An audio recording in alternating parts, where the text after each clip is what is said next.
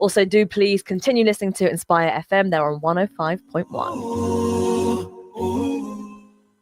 Assalamu alaikum. Since 1994, Families Relief has been providing aid to the neediest. Donate your zakat, sadaqah or lillah to help the people struggling in Gaza, Lebanon, Sudan and Yemen with food, water and medical aid. Your support makes a huge difference. Donate now. Call Families Relief at 0114 365 4454 or visit familiesrelief.org.uk. Families Relief, serving the needy. بسم الله. قال النبي صلى الله عليه وسلم الدعاء مخ الإبادة. The supplication is the essence of worship.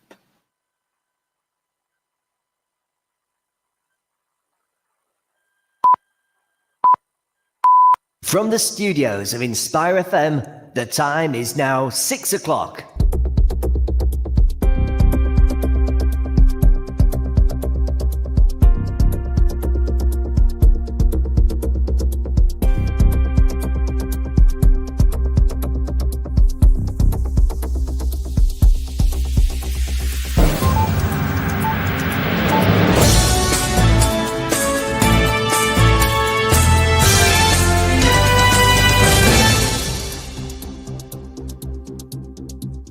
Assalamu alaikum. Welcome to another edition of Friday Night Live on Friday, the 17th of January, 2025. I'm your host, Abdul Akbar, and we're beaming out to the good people of Luton and surrounding areas tonight, and also to the good people of Sheffield, Nottingham, Derby, and Peterborough through our partner stations across the nation. Of course, we're going out on Facebook Live and YouTube as well. So welcome to all of you on this special edition of Friday Night Live, where we're spending the next hour analyzing and examining the Gaza ceasefire deal, which currently, I'm aware, the Israeli cabinet is in the middle of actually approving. We're probably going to hear about the approval at some point tonight, but the Gaza ceasefire deal is being considered and being recommended for approval after an agreement was more or less reached yesterday. This was headline news yesterday. Many of you, I'm sure, saw the headlines where Israel and Hamas will eventually stop fighting. We're hoping this Sunday. So some good news in the horizon. Or the question is it? And can we trust the Israeli side to meet their end of the bargain? And indeed, the Israelis will be saying, can they trust the Hamas side to meet their end of the bargain? That's what we're going to be discussing tonight. And also what the aftermath looks like. I also want to look at the deal itself. What does the agreement look like? Because apparently the agreement has been split into 3 phases. What are those phases, and what can the Hamas side expect in phase 1? That's from this Sunday, hopefully, once the Israeli cabinet agrees and approves it. And what can the Israeli side expect from Hamas, in addition to the release of the hostages that are remaining, and including those dead bodies of the hostages that still remain in Gaza held by Hamas? That's what we're analyzing tonight. And of course, joining me in the studio is none other than Zafar Saab. Assalamu alaikum. Your reactions to what you've heard so far, and what are you happy that there is a ceasefire agreement now on the horizon, and hopefully we're going to see the bombing and the shelling stop in Gaza on Sunday? Yes, I think like everybody else, looking forward to relief, I guess, for the Palestinians, the beleaguered Palestinians of Gaza, who've been under bombardment, constant bombardment for almost a year and a half. So yes, for them, looking forward to that bit of peace, really, so that we can give them back some normality. Absolutely. Thank you, Saab. Well, I'm going to get on our guests on the line because they have joined us. First up is Adam Shapiro, who's a long-time Palestinian solidarity activist and political activist. He previously worked as Director of Advocacy on Israel-Palestine at the US-based organization Dawn. Welcome, Adam. Good to see you. How are you? Good to see you again. Thank you. And I like your new studio layout. It's been a little while. Thank you very much. We've upgraded a thing or two here at the Inspire FM studios. Thank you, Adam. Let me also go ahead and welcome Jonathan Purcell, Public Affairs and Communications Officer at the International Center of Justice for the Palestinians. Welcome, Jonathan. How are you? Thanks. Very good. Hope you're well too. Good to be back on. Thank you so much for joining us. Great to have you both on, gents. Adam, let me start with you. And Adam, I've got to say, because I remember speaking to you maybe a year or so ago as well on this topic, and you called it, man. That's all I can did. say. I did, Because you called unfortunately. it. You said over a year ago that you reckon that, you know, this whole thing's going to go on until the next election, and then things are going to start winding down, and probably it's going to end before Trump comes into power, or around that time when Trump comes into power. We are here, unfortunately, dare I say. I mean, your reactions to what you've been witnessing over the last few months, and indeed yesterday when this ceasefire deal was announced. I mean, it sucks to have called this correctly, unfortunately. I mean, Yeah. at least it's looking like this will at least an initial phase where the bombing will stop. Again, we still have to wait for the final, cabinet approval from the Israeli side. There's still a potential for some legal challenges, but no, look, this is a moment of, it's not a celebratory moment, obviously. It's a moment to realize that what we think we know up until this point, in terms of the number of people who've been killed, the devastation that's been wrought to Palestinian lives, the full scale of what's happened over these last 15, 16 months, is still yet to be determined, is still yet to be discovered. We know that countless number of bodies are going to be dug up from the rubble if the digging can start, in this phase. There's not really a clear picture, although the number of trucks that they say that will be allowed into Gaza is 600 per day. We've heard numbers like that before, committed but not actually delivered. So the threat of starvation, the threats of food insecurity, the threats of disease, of the cold, all of that remain very much in effect during this 6-week period, particularly given the criminalization of UNRWA, which is really the only agency that exists that can actually meet the needs of the Palestinian people. So there's still obviously way too many question marks, and what we're about to learn, if this does hold, will also be new sources of pain for everyone. Thank you for that, Adam. Jonathan, let me go to you, if I may, which is specifically on the cabinet, the Israeli cabinet, looking at this right now as we speak.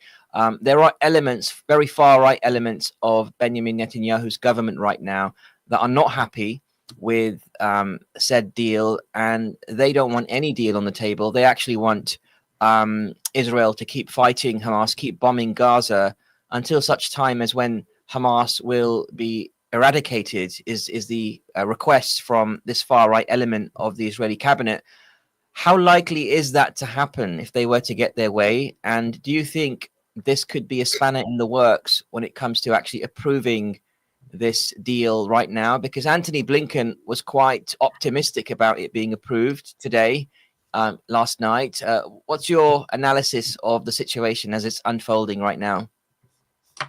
Yeah, sure. So firstly, I'd say I echo a lot of what Adam has said so far. Certainly not a cause for celebration, one for relief, but at that, very cautious relief. As you say, I mean, we have heard a few hours ago now that the Israeli Security Cabinet has approved the ceasefire agreement, which is reassuring. But we've seen time and time again over the last few months that when the ceasefire agreement has been on the table, Israel has indeed been dragging its heels. Regardless of Netanyahu's wishes, as you say, there's certainly even more extremist elements of the Israeli government that want to see this continue. And even in the last few days, we're talking about relief in terms of this ceasefire being imminent. Yesterday, over 70 Palestinian people were killed by Israeli strikes after that ceasefire was supposedly agreed. I think anyone with experience in the region would know that until it's signed on Sunday, that nothing is guaranteed. But even after that, that's really where the process begins in terms of ensuring that this holds. The first emphasis is on humanitarian aid, and then looking beyond that, accountability for the Israeli war criminals for what they've done. But yeah, in terms of actually any sort of lasting peace, we've never had a peace deal where the self-determination of Palestinian people is taken seriously. And if that isn't present in longer term negotiations, then this ceasefire would be fraught with issues. Yeah, that makes sense. Thank you for that. And Adam, let me come back to you because I was looking at Antony Blinken's kind of last speech as, you know, the international diplomat for the US. And some could argue that some aspects of his work have been successful, but some have been highly unsuccessful, especially in his work in relation to Gaza. And there were a lot of hecklers actually in his speeches over the last couple of days, where he was being, you know, America was being accused of war crimes, genocide, and supporting genocide. Do you think those protesters had any weighting in terms of what they were saying to Antony Blinken and the kind of legacy that he's going to leave behind as part of Joe Biden's administration? I don't think they've had any impact. I mean, what's been extraordinary about what we've heard from Biden, Blinken, and also Jack Lew, the U.S. ambassador to Israel, who've all given sort of like these exit interviews, which are themselves kind of a bizarre act in some ways, is not just that they're admitting that they knew all along what was going on, not just that they're admitting that they were openly supporting what Israel was doing and knowing that this was the intent of Israel to carry out the genocidal acts and policies that it was carrying out, and that these were supported by the Israeli public. I mean, this was actually an extraordinary comment that Blinken made in an interview with Christiane Amanpour, where he said, you know, Israel's response to October 7th and the way it did it was supported by 70, 80, 90% of the Israeli public, which is probably true. What's extraordinary, and Jack Lew, the U.S. ambassador to Israel, acknowledged that the U.S. never told Netanyahu to stop the war. What they're doing is not just admitting that they know everything that was going on, which we've all suspected all along, that all of this has been clear as day for them. They're actually admitting to their culpability in crimes. And this is what is now on the docket in the ICC. This is what's on the docket in the ICJ. And we've talked about this before on your show. What's extraordinary here is this sense of this idea that they have is that there is no accountability whatsoever. There's not they don't think there's going to be. So from their perspective, there's no issue about their legacy, because they believe in their positions of power. They believe that they hold the power and that there's no mechanism by which they can be held accountable. It's up to not just us now and Palestinians and others to document what we can while we can as to what happened, but it's actually up to future historians to write this history of what happened in this period in the most accurate way possible, and hopefully somewhat devoid of the politics and political influence that exist today, so that they can actually represent it accurately. We've seen over the years, over generations in some cases, how the genocide, for instance, that was carried out in Namibia by German forces in the 19th century, how the history of that period changed over time, how it was depicted changed over time as this time and distance obviously, you know, create that buffer, but also as more information comes out. Hopefully we don't have to wait that long for this period of time to be told. But one consequence of this period of time has been, I believe, that there is now more awareness of and knowledge of the Nakba in 1948 and what befell Palestinians, and what was perpetrated against them. And that is in some ways not even in denial anymore. That even the perpetrators at this point, the Israelis, now talk about this in Gaza today as a new Nakba, which is in some ways an affirmation of what Palestinians have been saying all along, that the first one was genocidal. So there's a perversity to this, of course. Yeah. But as far as Blinken and Biden and the others and their legacy, they know very well what happened. They know very well the people who've been opposed to them, and they think they could just ride the wave and ignore it. Yeah, I totally agree with you. Totally makes sense. Jonathan, you again, if I may, which is the Trump factor. I want to focus on that for a bit as well, because it was quite interesting to watch Joe Biden's speech yesterday when he and Kamala Harris and Antony Blinken were standing on the stage, and Joe Biden's announcing this whole news about a ceasefire deal being reached. This is at the same time as when Qatar was giving its press conference as well. And it was interesting how Biden was very quick to take credit. I mean, you could see Biden was saying, it was my deal. I'm the one who proposed this back in May, et cetera, et cetera. But isn't it ironic how this deal is set to be signed and kind of delivered, hopefully, on Sunday, a day before Donald Trump is inaugurated? Do you think Donald Trump played a part in getting this across the line, or was it all Biden's to Biden's credit? Yeah, sure. I mean, the timing is very interesting indeed.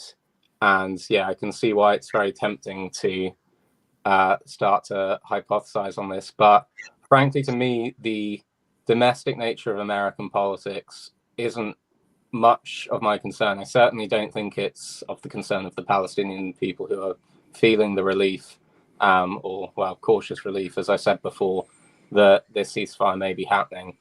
I think if we're going to talk about timing and America's role in timing, more than talking about an administration change, the timing that we should be talking about is that we've had 15 months of this genocide when it was so easily preventable before that, if Western countries, led by the US, but with their allies, including the United Kingdom, took action. Because the reality is, it didn't matter who was in the White House for the last 15 months.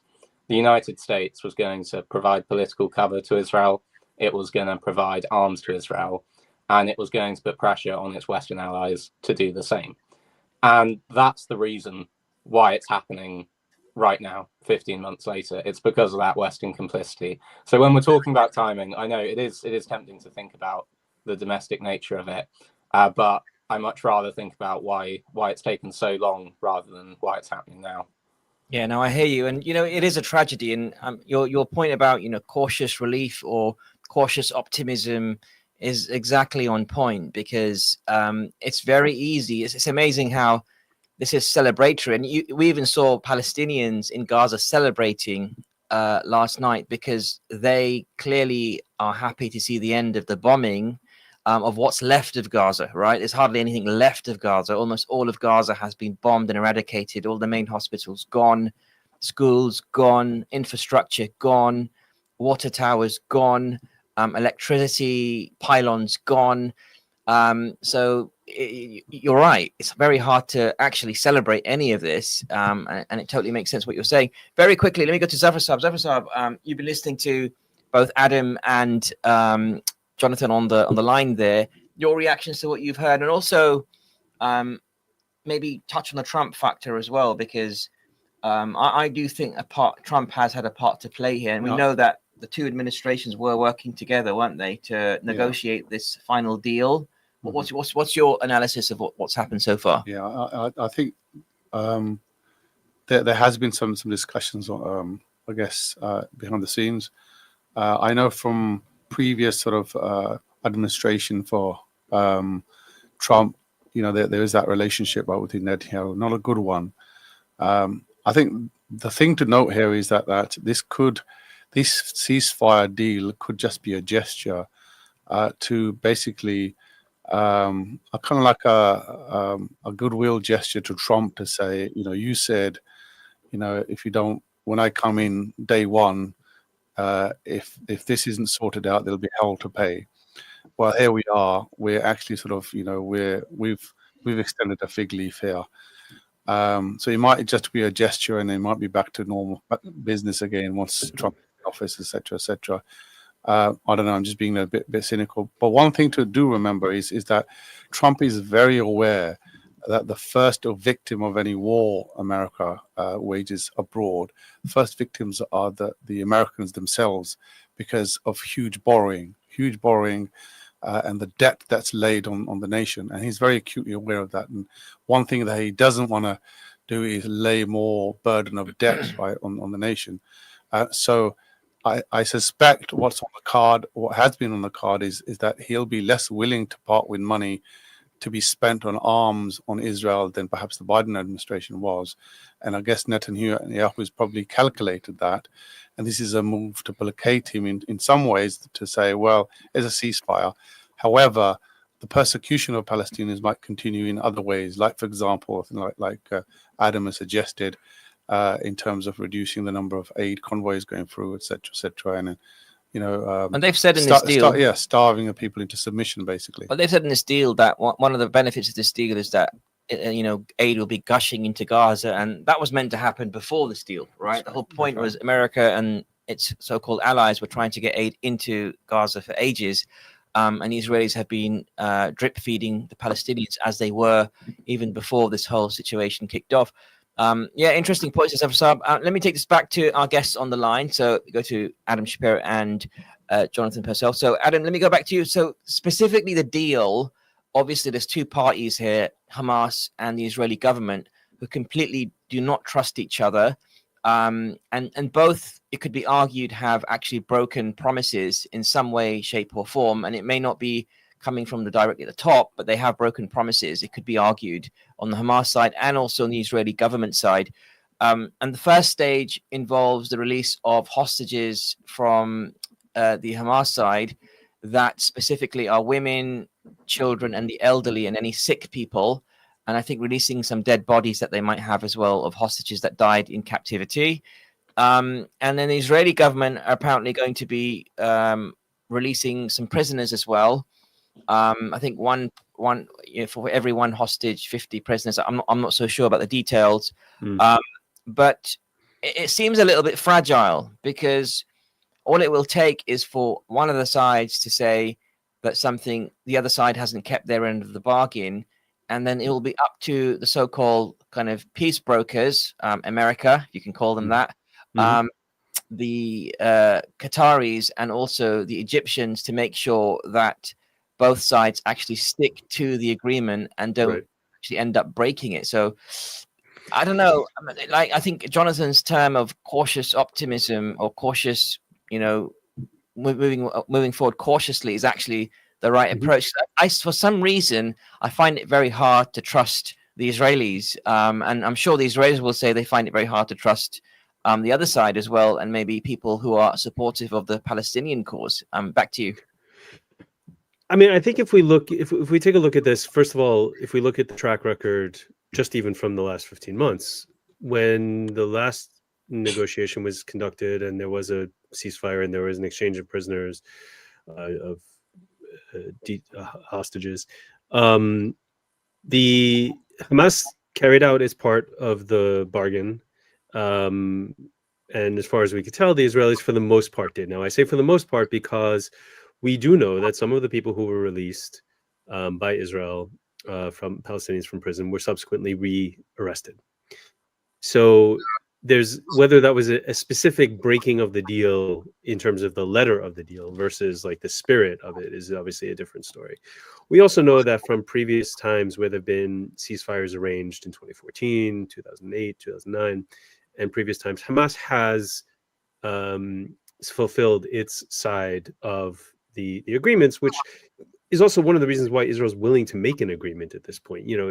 We do know that there's a lot of pressure in Israel, including from Netanyahu, to keep the war going. And we know Netanyahu has all kinds of incentives for why he wants to keep the war going.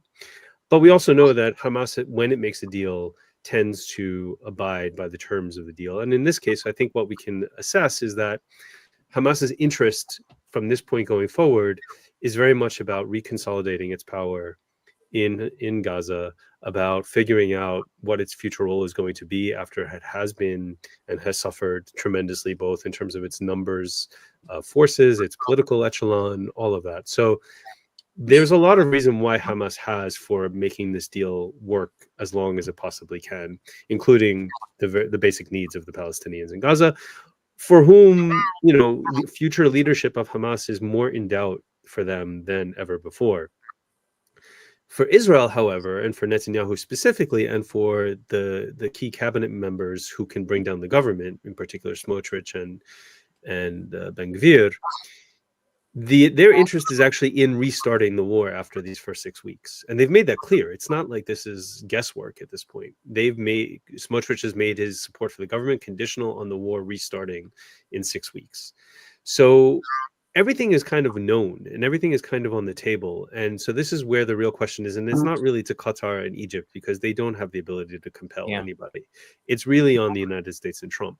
Makes Here's sense. where I would just warn about this idea that Trump is somehow able to deliver something with Netanyahu. There's been a lot made about them not having a good relationship, but the reality is that they had a good relationship that was only Trump decided was not good when Netanyahu congratulated Biden on his victory when Biden won in 2020. That's really it. That's what it comes down to. We also know that Trump's major donors and major supporters during his campaign gave him a lot of money for the exchange of the guarantee of the annexation of the West Bank. And I think this is where we have to be keep our eyes on the prize in a sense, because Gaza has never been what Israel's after ultimately.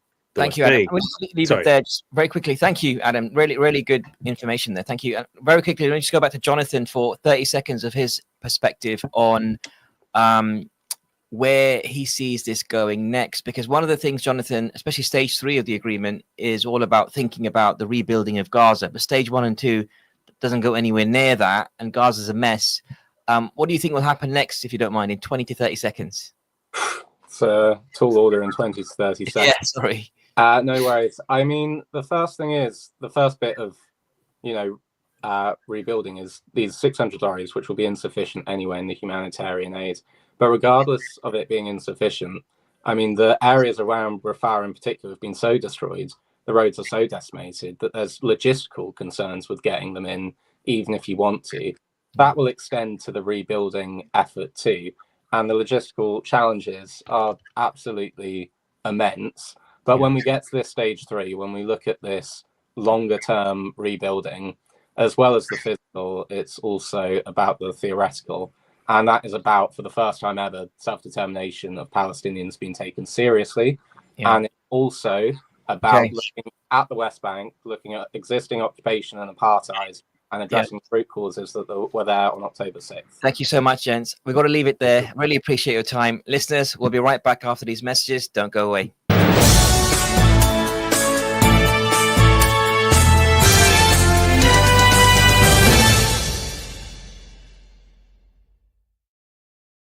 To www.idealpropertiesltd.co.uk. Allahu Akbar, Allahu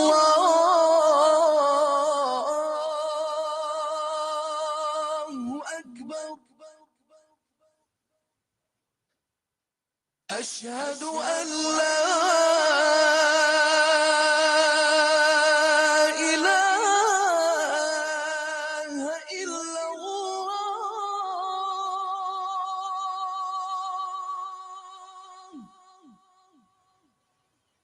أشهد أن لا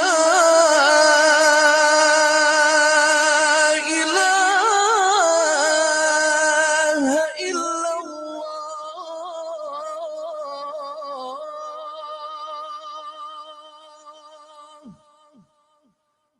أشهد أن محمدًا رسول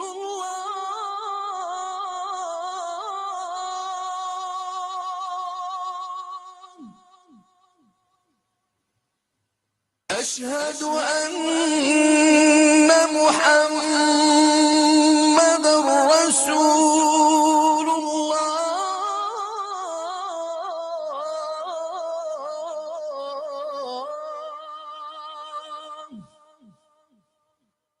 حي على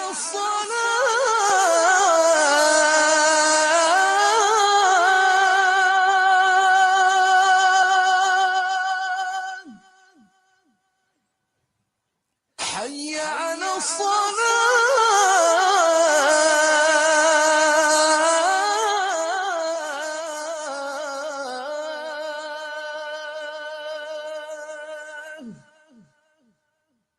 حي على الفلاح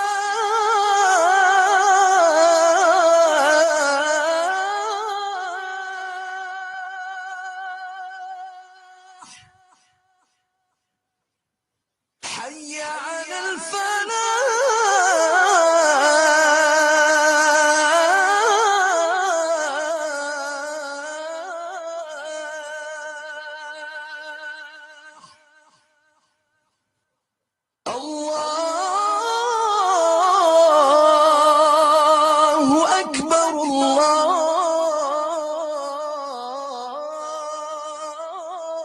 أكبر لا إله إلا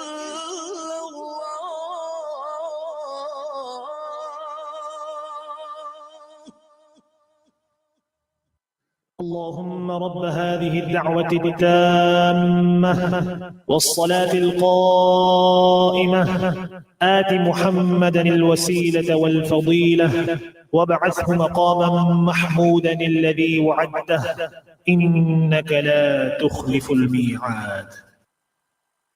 Would you like to sponsor the Azan? If so, give us a call on 01582 481 810 or email us on info@inspirefm.org.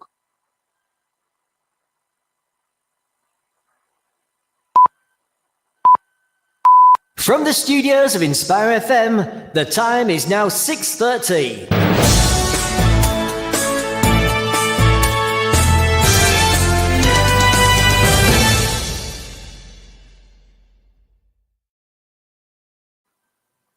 Assalamu alaikum. Welcome back to part 2 of tonight's edition of Friday Night Live on Friday, the 17th of January, 2025. I'm your host, Abdul Akbar, beaming out to the good people of Luton and surrounding areas and also to the good people of Sheffield, Nottingham, Derby, Peterborough and the Midlands through our partner stations up and down the nation. Welcome to all of you. Of course, we're beaming out on YouTube Live and also Facebook. So welcome to everyone tuning in to this special edition of Friday Night Live where we're talking about the Gaza ceasefire deal.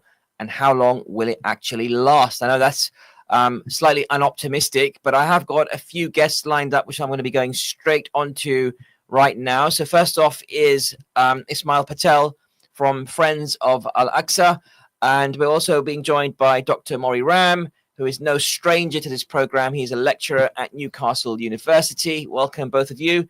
And also we're joined by Zafarani Osman, who is actually a field representative at Families Relief, and he's recently actually been in Gaza. He's based in Lebanon right now, and he's been delivering projects for Families Relief all over Gaza, Syria, Lebanon, and Yemen. So I'll be speaking to all of these fine gents in a moment, but let me start with Dr. Ismail Patel.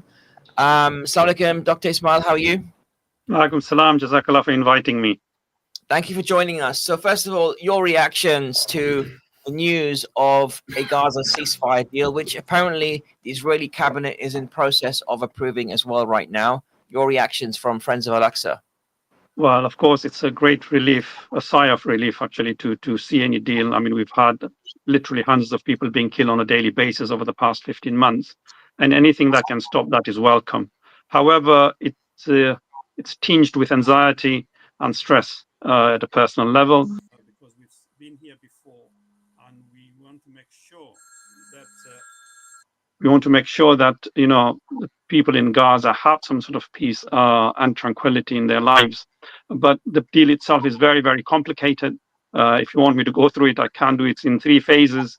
I mean, the very first phase itself is going to last for about 42 days to be specific, in which the Palestinians will be releasing the Israeli hostages, and in return, the Israelis then will release the Palestinians as well.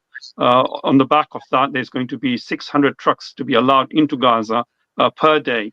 And finally, of course, to allow the Palestinians who have been evicted, who've been thrown out from their homes, whose homes have been disused, to be able to return back. And that's only the first phase. And then after that is the second and the third phase. And therefore, we're really concerned about the complication of the deal itself. But on top of that, of what is not included in the deal. And I think it's telling with Israel, in particularly with the past experience that we've had with them, that in the first aspect is they don't want UNRWA to be working in Gaza. So what does it mean for these aid trucks to go into Gaza? Who will be able to distribute that without UNRWA being there? That is very significant. The second is the deal says that Israel will not be in control of the Rafah crossing. That is a crossing between Gaza and Egypt. Yet Netanyahu's office has already released a statement that they will not leave that Rafah crossing. So we've already got a complication that's already emerging. But nevertheless, having mentioned all that, I think we have to see for the Palestinians that they get some sort of semblance of normality, whatever that normality means for them. But there's no, and one important aspect, there's no mention of the end of the siege to Gaza as well. So does that mean that the siege continues? So we go back to what was before in October 23. Absolutely. I think part of the deal also where they're agreeing that the Israeli troops will withdraw within the populated parts of Gaza, but not necessarily other parts of Gaza. So it's not a full and unequivocal withdrawal of Israeli troops from Gaza. Does that mean there'll be a consistent presence as well? We're going to go to our other guest. So Dr. Patel, stay there because I want to ask you one more question because I know you have to leave in roughly 10 minutes. But let me go to Zafarani Osman on the line, who's actually live in Lebanon right now. Assalamu alaikum, Zafarani, how are you? Wa alaikum assalam, Akhi Abdul Akbar, and good evening to you and your guests. Thank you for joining us.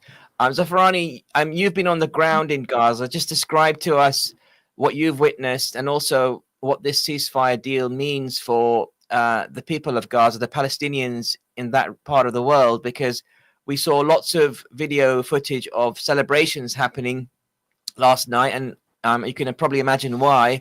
It's very hard for us to celebrate here around the world because of all the devastation and death we've seen, especially on the Palestinian side. It's far more disproportional to what we've seen on the Israeli side when that October 7th attack happened, which was also horrible in itself as well. Nobody would ever condone such an attack. But your views, Zafarani, on what this means for the people of Gaza from what you've witnessed with your own eyes. Barakallah fiqh, Akhi. So I'm actually based in Lebanon and working cross-border into Gaza. So we have a full team inside Gaza that's been operational since the very beginning. We've been delivering ever needed humanitarian aid. We very much welcome the news of a ceasefire, although, like the doctor said, it is still on the rocks, on very shaky ground. But it is a huge relief for us as humanitarians and, more importantly, the people of Gaza. We hope everything goes through pretty well without any disruption from both sides, of the conflict. And then effective immediately, we will be sending in aid through Egypt. We're also have a lot of aid in Jordan.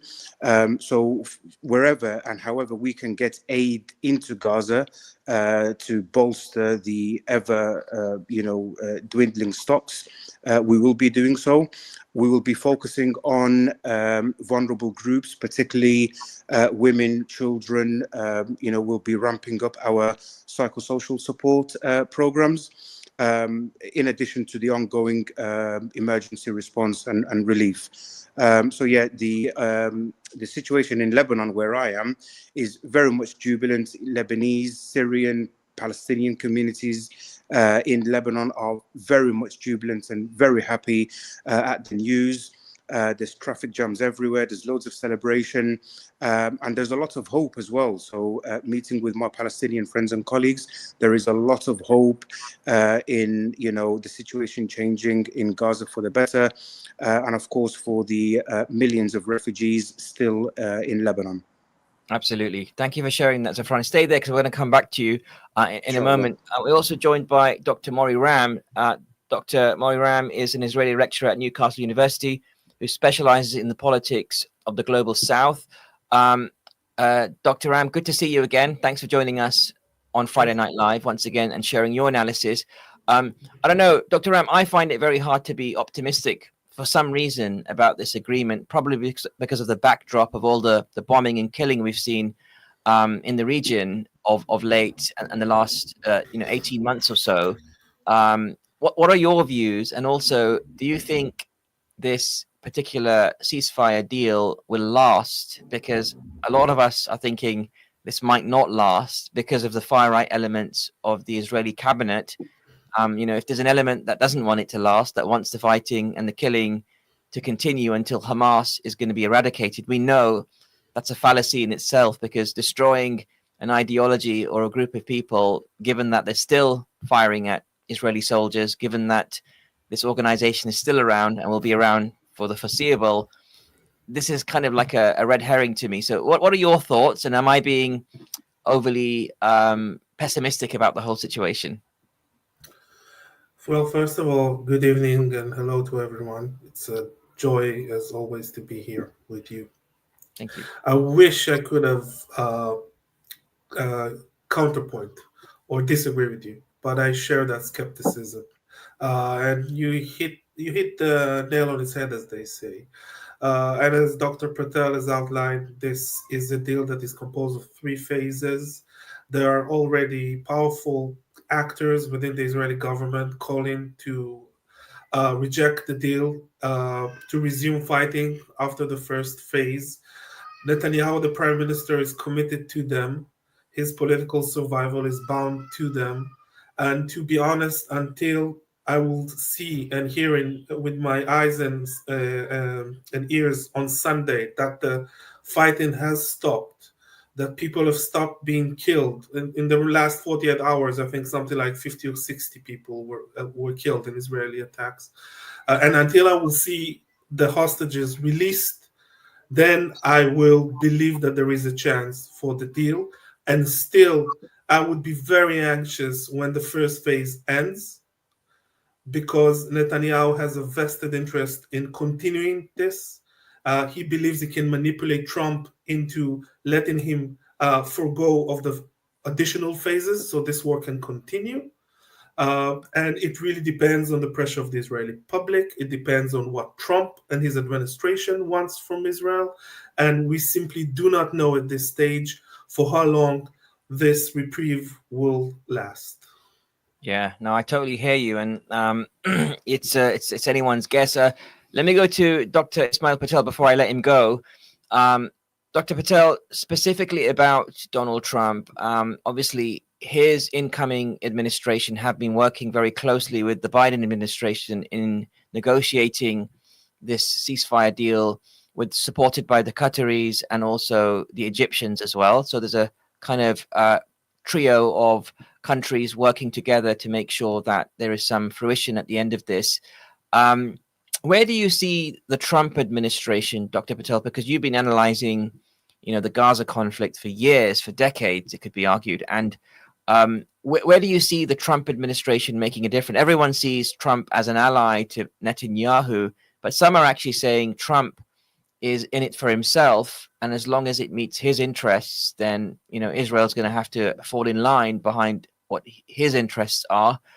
And it is ironic that we're seeing all of this come to fruition, hopefully on Sunday, a day before Trump is inaugurated. And I can't help but remember what Trump said just a few weeks ago, where all hell will break loose if this whole situation is not resolved. And I think he was primarily targeting the Hamas organization there. But what's your take? And do you feel optimistic about the Trump administration and what it means for peace in the region? I think we've been here before, and we've had a parallel situation in 2009 during the inauguration of Barack Obama. And we had Operation Cast Lead then. And just before his inauguration, there was a ceasefire deal called, and Israel sort of stopped firing or killing the Palestinians temporarily. And immediately after the president was sworn in, the firing started. Is this some sort of a feather within the political spectrum of the American presidency? I know it's open there for people to decide on their own. But does Trump simply want to sort of walk into a place where he feels that, he's, before even taking the mantle of the presidentship, to be able to have solved a few problems? But there is also unsubstantiated at the moment, and I emphasize unsubstantiated rumors coming out, that what Trump has also allowed Israel is, if they sign on that dotted line to have this truce while he's being inaugurated, is to allow the Israelis for the expansion in the West Bank, the attacks in West Bank in particularly, and the settlement expansion, not just only in West Bank, but also in Syria as well, as Israel wants to do. Now, if that comes to fruition, you can see there's a deal that is being negotiated by them. And that can happen, because what will happen to Gaza is the siege will come back and the situation and the status quo will remain. And the Israelis will be exactly where they want the Palestinians to be. And America will feel it has achieved something while Israel carries on expanding on the other sort of territories and areas, more fertile ground. I do not at the moment feel that Trump would want justice, forget on the side of Palestinians or Israeli, as you mentioned.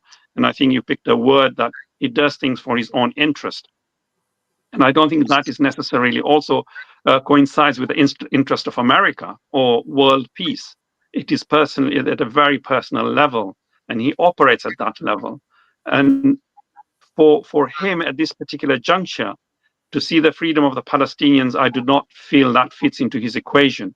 And it's very concerning. Therefore, I think the world society and community needs to be redoubling their efforts rather than putting their foot off the accelerator of the campaigns, the demonstrations we've seen, the boycotting that we've seen. They need to continue. Civil society need to be redoubling their efforts so that we make sure that negotiations can take place and there is peace and justice. Because I think for us, as we remember South Africa, and it's a very good example for us to recall, because if South African apartheid system ended, it ended because of the civil society, the global civil society, not because of America or Britain or any European powers. And I feel we are in a very similar situation where the civil society will need to continue with their activism and hopefully put the pressures not only on Israel, but also in America and in Britain as well. Thank you for that. Dr. Ismail Patel, I know you've got to go, so we'll leave Thank you very much. Until next time. Thanks for joining us on Friday Night Live. Take care. Very much. Zafrani, let me go to you quickly, and then I'll go to Dr. Moiram and let him go as well, because he needs to head out as well. But Zafrani, quickly with you, you mentioned earlier that you're going to start to continue your supplies to the region, and you'll be prioritizing the elderly, women, children, that sort of group and demographic. What do you need to prioritize in terms of the aid? What exactly do they need on the ground right now? And you could say everything, because lots of things are missing. But how does an organization like yours, Families Relief, actually prioritize what to give the elderly and to women and to children beyond food? What other essentials do they typically need in the Gaza territories at the moment? So thank you very much for that question. And like you said, the people of Gaza, they literally need everything at the moment.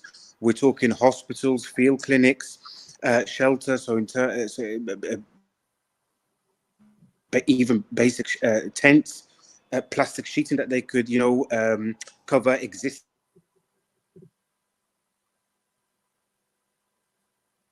Zafrani's broken up there. So Zafrani, we'll come back to you. We'll just remove you from the stream and we'll connect you in a moment. Dr. Moiram, I've still got you though, which is great. You've got a good connection, albeit from up north, not necessarily Lebanon. Dr. Ram, yourself, I don't know if you had a chance to look at the Israeli media, companies like and newspapers like Haaretz, etc. Have you had a chance to look at what the Israeli media is saying about this ceasefire deal and what the mainstream Israeli response is to the prospect of this deal? What's your analysis on that? I'd be very curious to know. Well, first of all, I've been obsessively refreshing all of my Israeli news web pages just to get news whether or not the deal has been approved, because it has to go through all different kinds of hurdles. Right now, we still haven't got the official approval by the government, only by the security cabinet. Haaretz, which I follow regularly, is well-known liberal-leaning newspaper. So the line has always been anti-government, against Netanyahu, critical of Netanyahu since the war has begun. Not necessarily against the military actions, but against the government, demanding that Netanyahu will be prosecuted not just for his criminal records, but also how we got to this situation. When it comes to this deal, there seems to be the mainstream online news outlets and TV channels support the deal, although emphasizing that this is not a good deal for Israel. Nevertheless, there is a consensus that we want to see the hostages back, and we can go back to fighting once they're all returned. Haaretz also emphasizes, and several others, that this deal is very similar, if not a carbon copy, of what Biden put on the table in July or June. I don't remember exactly when. May, I think it was. Yeah, May. Between May and July, and it's and Haaretz have asserted that Netanyahu intentionally sidelined and torpedoed all of the efforts to get to the very same deal he is agreeing to now, probably because it's Trump who is entering the White House. And so there's also emphasis on that, on the lives that could have been saved on both sides. I think, I don't want to speak for the entirety of the Israeli public. There are many voices. I feel that there is a lot of exhaustion, still a lot of dismay. October 7th, for Israelis, I know that the world has moved on, given what we are witnessing on a daily basis from Gaza. For Israelis, October 7th never ended. And the story has been repeatedly told for obvious reasons. And when Israelis are talking, they are talking about October 7th. They are not being told to a large extent of the degree of violence unleashed by the Israeli military, of the horrors, of the wanton destruction and the killing. And alongside the exhaustion, there's a lot of cynicism. And part of the rebuilding will have to be, and this, I don't know, we're talking about decades here, not just, of course, rebuilding Gaza, which it's a mammoth of a task, but to start to think about reestablishing trust to the point of communication and some kind of thought about reconciliation. It's so unfeasible right now. I don't know even where to begin to think about that. Yeah, it's interesting.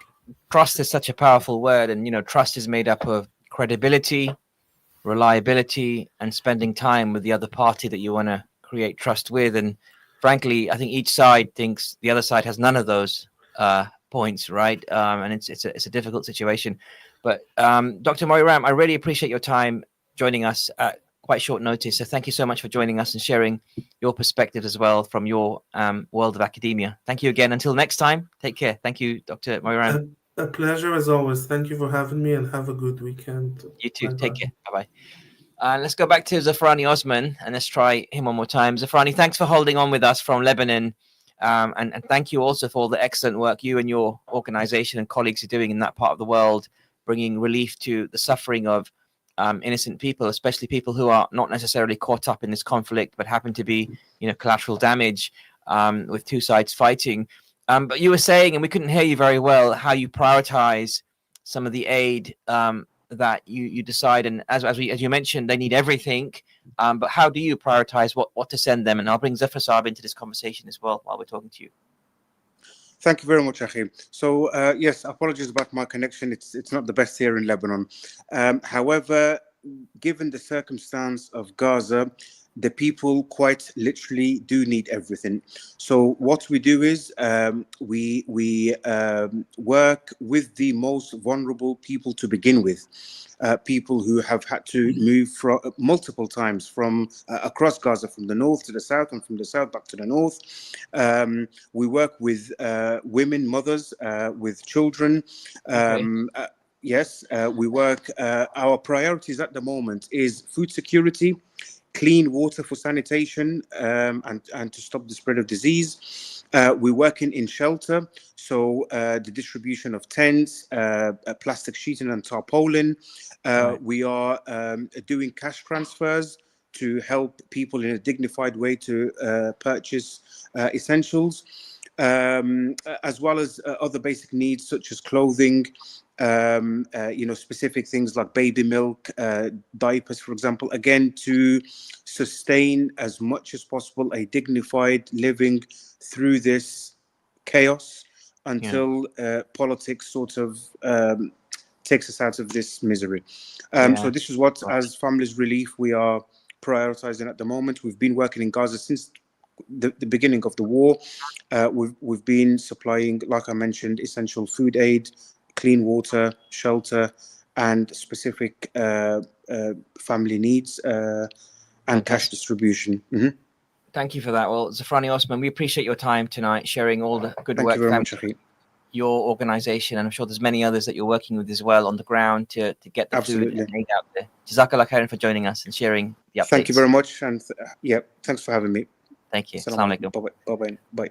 All right, listeners. So Zafar Saab we've got a minute or two left, Rasab. Your reactions to everything you've heard so far, and are you optimistic about this deal, Rasab? Or do you think this is? I'm on the fence, to be honest. Right? I think that part of me says this is a cynical ploy, right, to welcome Trump in. Yeah. Like Dr. Patel said, right, we've been there before.